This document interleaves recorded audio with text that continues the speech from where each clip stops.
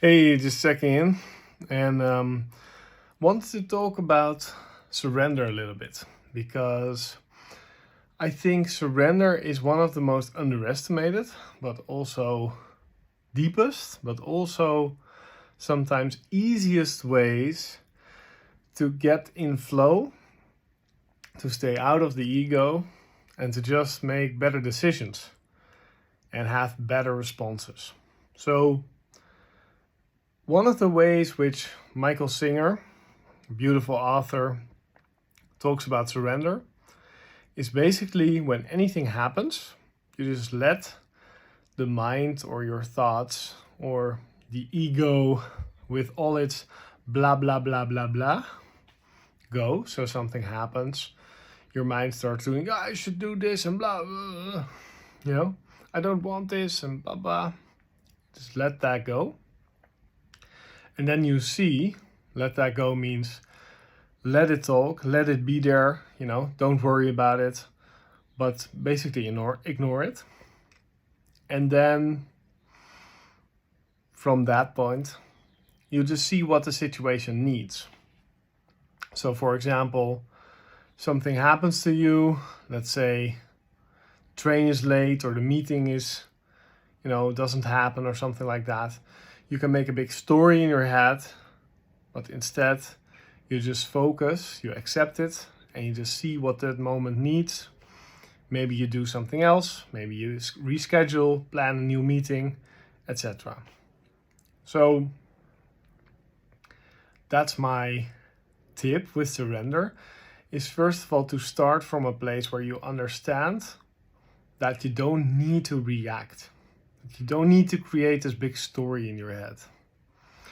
And from that place, you can see what would work best in this situation. I think a lovely example where I automatically surrender is with children. So let's say one of my daughters starts crying. I don't think, what do I think about this? I don't think, this is a big deal. I just go and pick them up and comfort them immediately. You don't think about it. As a parent, if your kid's crying, you want to fix it. You want to see what does your kid need. You don't want to think about it. You first pick them up. I think that's a great act of surrender as a parent. And I think that's also a very primal thing. But that's also how we can handle other situations, that we don't, think about it. We don't cultivate this big story or these thoughts, but we just dive in directly. And from that point, we can see that there are more things to do, or that there are better reactions to give, or it's a better life when we let go of this big story and these thoughts. And from there on, instead of always thinking, what does the moment need? We can get a sort of sense of what would be what the moment needs. Or you could say, what would be a natural movement?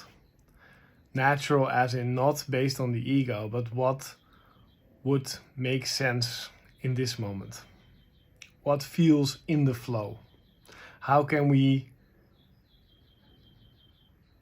do something which is aligned with what we think is right, what feels right? What feels right, I think, is also a very good one, yeah. So basically, surrender is pointing us to an impersonal flow.